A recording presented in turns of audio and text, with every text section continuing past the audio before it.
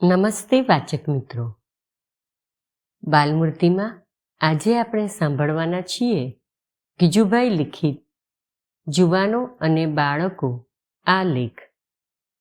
આ લેખ theosophical lodge Bhavnagar branch તરફથી ગોઠવવામાં આવેલ એક વ્યાખ્યાનમાળામાં ગીજુભાઈએ વ્યક્ત કર્યું હતું. ઘણા વર્ષો પૂર્વેની આ વાત છે, પરંતુ જે આજે પણ પ્રસ્તુત જ છે.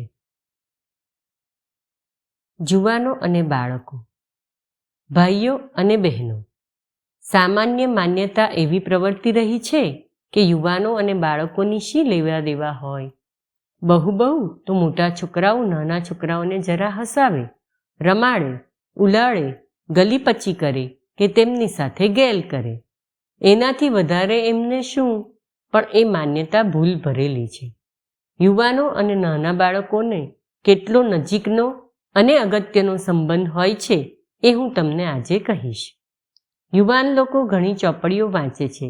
વિજ્ઞાન, નવલકથા અને સાહિત્યની બીજી કૃતિઓ વાંચવાનો શોખ ધરાવે છે અને તે માટે વખત મેળવે છે. પણ જે વાતનો વિચાર તેમણે અગાઉથી કરવો જોઈએ તે વાતનો વિચાર તેઓ કરતા માલુમ પડતા નથી.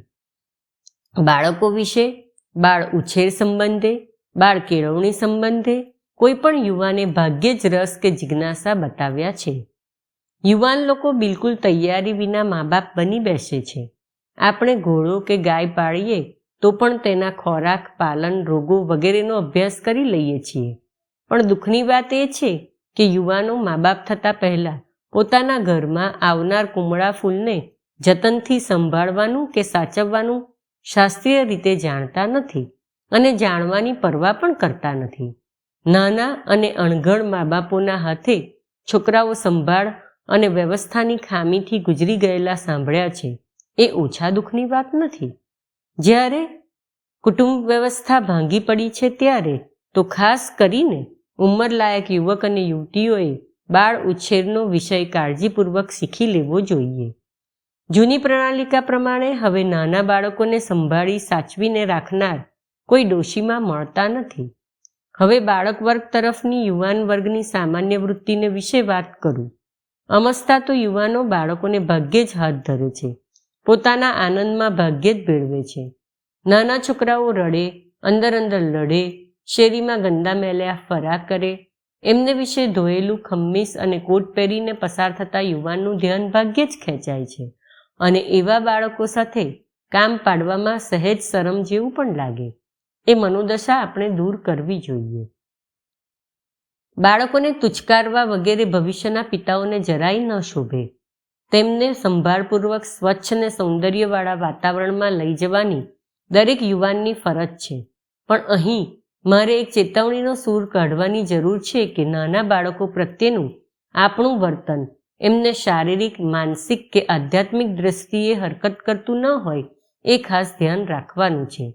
નાના બાળકોને ગલીપચી કરવી, તેમને ચૂમીઓ ભરવી, ઉછાળવા કે દબાવવા એ સારું નથી. એથી બાળકો ઘડી હસશે ખરા, આપણને પણ જરા મજા આવી જશે, પણ બાળકો માટે એ સારું નથી. બાળકોને એ નશારૂપ છે. બાળકોને તેમની સ્વાભાવિક પ્રવૃત્તિમાંથી ખસેડી લઈને આ રીતે તેમને નશો કરાવવો અને તેથી ઉત્તેજન આપવું એ દારૂ કે અફીણના નશા જેટલું જ ખરાબ છે. વળી વાત એમ છે કે નાના બાળકો પ્રત્યે મોટાઓનું અને ખાસ કરીને યુવાનોનું વર્તન તદ્દન સ્વાભાવિક અને નિર્મળ હોતું નથી. કારણ કે યુવાનો અને મોટાઓના મન જોઈએ તેટલા પવિત્ર હોતા નથી. તેમાં ઊંડે વિકારની વાસ રહેલી છે. એ વિકારની વાસ બાળકોને સીધી રીતે અસર ન કરે તો પણ આડકતરી રીતે અસર તો જરૂર કરે છે અને એમાંથી જાતીય વિકૃતિ થવા ઘણો સંભવ છે. છોકરાઓની ઘણી કુટેવો મોટાઓને નાનાઓને આપેલી હોય છે. નાના બાળકોને બચી કરવી એમાં પણ થોડે ઘણે અંશે એ જ વસ્તુ રહેલી છે. વળી આપણા અસ્વચ્છ હોઠ કોઈવાર બીડી, તમાકુ કે પાનવાળા પણ હોય. બાળકોને પસંદ નથી.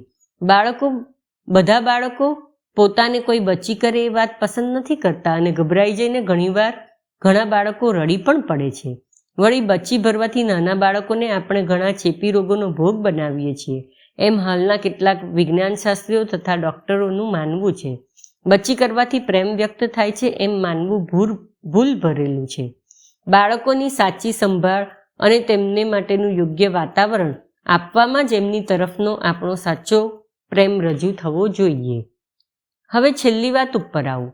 સામાન્ય રીતે દરેક વડીલને બાળકને તુકારે બોલાવવાનો હક હોય છે.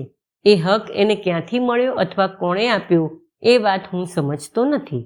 બાળક નાનું છે, અસહાય છે, પોતાનો વિરોધ જાહેર કરી શકે એ સ્થિતિમાં નથી. એટલે જ મોટેરાઓ તેને તું કહે છે અને બાળક તે સાંખી લે છે. ખરી રીતે બાળકોને તું કહેવાનો આપણો અધિકાર છે જ નહીં. બાળકની ઉંમર નાની છે માટે આપણે તેને તું કહીએ છીએ એમ નથી. રાજાના 3 માસના બાળકને આખી પ્રજા તમે જ કહેશે. એટલે સ્પષ્ટ સમજાય છે કે બાળકો ઉપરનો આપણો માલિકીનો હક રાખવા અને સાબિત કરવા આપણે તેને તું કહીએ છીએ. બાળકો દલિત વર્ગના છે. એને બધા જ તુકારે છે. એના હક્કો વિશે કોઈ ધ્યાન રાખતું નથી. ઘરમાં તેની સ્થિતિ ખૂબ કફોડી હોય છે. મારી સામે એક પ્રેમની દલીલ રજૂ કરવામાં આવી છે કે બાળક ઉપર મા બાપનો પ્રેમ હોવાથી તેને તું કહેવામાં આવે છે. તેમાં કંઈ વજૂદ છે, પણ તે માત્ર માતા પૂરતું છે. માતા અને બાળક એકબીજામાં તન્મય છે. માતા બાળકને તું કહે છે અને બાળક માતાને તું કહે છે. મોટી વિદ્વત્તાવાળી મા પણ પોતાના બાળક આગળ પોતાનું બધું જ્ઞાન અને ભાન ભૂલી જાય છે અને બાળકની ઉંમરે આવી ઊભી રહે છે. બાળક એને તું કહે છે ને તેને જરા પણ ખોટું લાગતું નથી. તેમાં એનું સ્વમાન ઘવાઈ જતું નથી કે માલિકીનો હક ચાલ્યો જતો નથી.